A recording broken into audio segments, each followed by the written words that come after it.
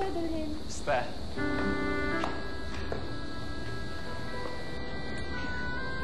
Belated happy birthday.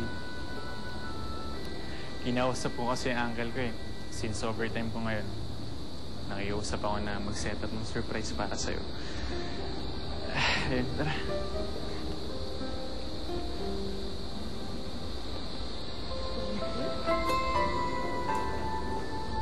For you. Thank you. Pasensya ka na. Ito lang yung kaya ko eh. Thank you. Alam ko malaki yung naging atraso ko sa yung birthday mo. Kaya siniguro ko na makakabawi ako ngayon. I love you. I love you too.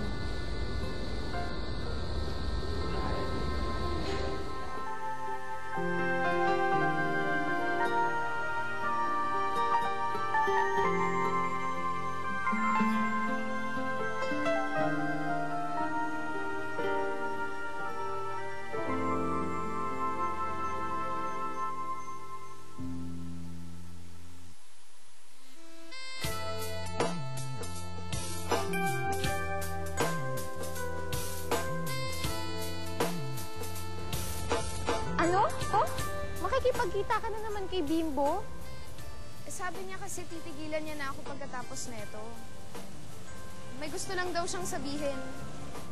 Niwala ka naman sa unggoy na yun. Eh, yun yung sabi niya eh.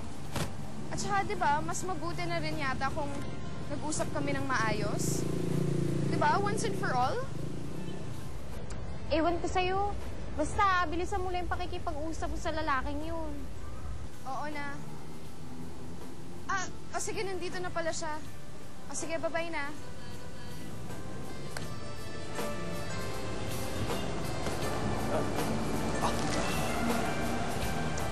Hi! Lauren, for you, flowers. Di ba ayoko niyan? Huh?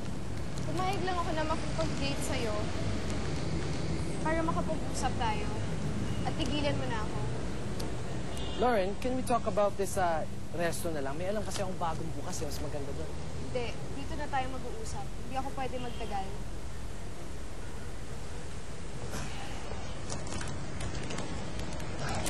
Lauren, gusto ko sana sabihin sa'yo eh. Pwede bang tanggapin mo naman to for the last time?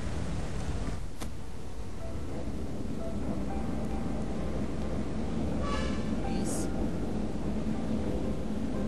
Sige. Thank you. Walang hiya ka? Walang hiya kang babae ka? Malin! Ang ginagawa mo dito! Boyfriend, ha? Malin, ano ka Kapal ba? mo? Malin, pwede ba? Tama na! Ang pabitingan mo nga ako. Ano tama na? Ilago ka ng babaeng yan. Ay, ano? Huwag naman dito, please. Sa ibang Ikaw, lugar na lang. Ikaw tandaan Malin, ka. Hindi please. kita titigilan. Guguluhin kita. Malin, tara na! Hoy, hindi pa tayo tapos, ha? Gagantihan kita mga ago kang boyfriend.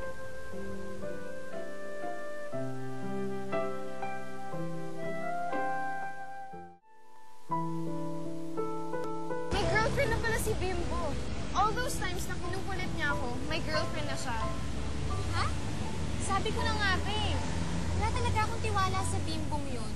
Hindi ka man lang niya pinagtanggol yun sa babaeng yun. Hindi talaga. Hindi man lang niya sinabi na siya ang mahabol sa'yo. At saka alam mo pa, may nagte-text sa akin ngayon na hindi maganda. Minumura ako. Feel ko yun yung girlfriend ni Bimbo. Siya na nga yun. Siguro nakuha niya doon sa unggoy na yun. Alam mo kung nandito lang talaga ako noon, pag-uuntukin ko talaga yung ulo ng dalawang yun.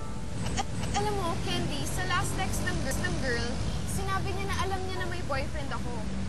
Kakausapin niya raw si Carlo at sisiguraduhin niya na iniiwan ako ni Carlo para makaganti siya sa akin. Eh, di kausapin mo si Carlo. Tsaka dapat unahan mo yung babaeng yun, no?